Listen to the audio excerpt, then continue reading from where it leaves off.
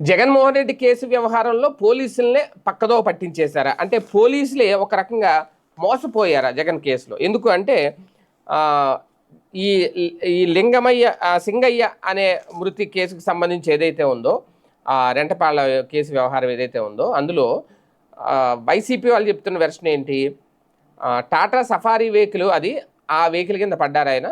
జగన్మోహన్ రెడ్డిది Fortuner car, bullet proof car. ముందు ఆ వెహికల్ తీసుకున్నారు, అప్పుడు పోలీసులు కూడా చెప్పారు. తర్వాత మళ్ళీ ఇప్పుడు కావాలని ఫార్చునర్ కారు కూడా తీసుకెళ్ళిపోయారు. బుల్లెట్ ప్రూఫ్ కారు కూడా జగన్కి సంబంధం లేదు, జగన్ ఆ కారు కింద ఆయన పడలేదు అనేది ఇప్పుడు వైసీపీ వాళ్ళ వెర్షన్.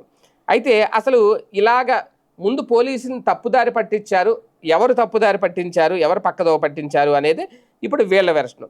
ఈ చక్రాల కింద పడిన చీలి సింగయ్య ఎవరైతే ఉన్నారో ఆయన మరణించిన నేపథ్యంలో పోలీసులు తప్పుడు సమాచారం తీసుకొని పక్కదో పట్టారట. ఈ నెల 18న ఏటుకూరు వద్ద జగన్ ప్రయాణిస్తున్న కారు కింద పడే సింగయ్య చనిపోయారు.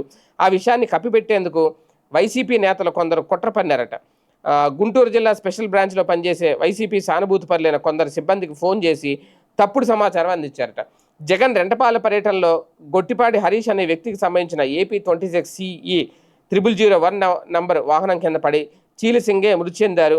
మా వాళ్ళు స్టేషన్కి వచ్చి లొంగిపోతారు అంటూ వైసీపీ నాయకులు కొందరు స్పెషల్ బ్రాంచ్ సిబ్బందికి ఫోన్లో చెప్పారట.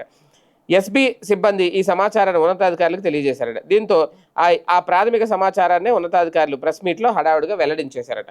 ఆ ప్రకటనను అడ్డం పెట్టుకుని వైసీపీ నాయకులు జగన్ కాన్వాయ్కి సింగయ్యకి జరిగిన ప్రమాదానికి సంబంధం లేదు అంటూ విస్తృతంగా ప్రచారం చేస్తున్నారట.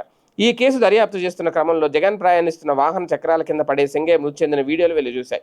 దీంతో ఘటన జరిగిన రోజున ఈ విషయం బయటకు రానివ్వకుండా ఎవరు తప్పుడు సమాచారం ఇచ్చారు, ఎవరి ద్వారా ఆ సమాచారాన్ని ఎవరికి చేరవేశారనేది చర్చనీయాంశం అట. ఇప్పుడు అదే ట్రేస్ చేస్తున్నారట. నిజంగా ఉంటే కనుక వీళ్ళే చెప్తున్నారు కదా, ఎస్బీఐ బ్రాంచ్ వాళ్ళకి ఫోన్ చేసి చెప్పారు అనేది. ఎవరు ఫోన్ చేశారో ఆ వైసీపీ నాయకులు ఎవరో తెలియదా? వాళ్ళని అరెస్ట్ చేస్తే నిజమేంటో తెలిసిపోద్ది కదా. కాకపోతే ఈ లోపల ఇప్పుడు ఈ బుల్లెట్ ప్రూఫ్ వాహనం తీసుకెళ్లారు కదా, దానికి సంబంధించి లేదు జగన్ అందులో ఉన్నారు కాబట్టి జగన్ని అరెస్ట్ చేయాలి అంటే రేపొద్దున A2గా పెట్టారు కాబట్టి అది రేపొద్దున కోర్టులో చెప్పాలి కాబట్టి ఆ వెహికల్ తీసుకెళ్లారా అనేది ఒక కోణం. లేదు నిజంగా జగన్ అందులో లేకపోతే కనుక వేరే నెంబర్ వీళ్ళు చెప్పినట్టు AP 26 CE 0001 నెంబర్ కింద వాహనం కింద కనుక ఆయన పడి ఉన్నారు, అదే వాస్తవం అయితే కనుక మళ్ళీ అది ఆ కేసు మళ్ళీ మలుపు తిరుగుతుందేమో, ఏం జరుగుతుందో చూద్దాం.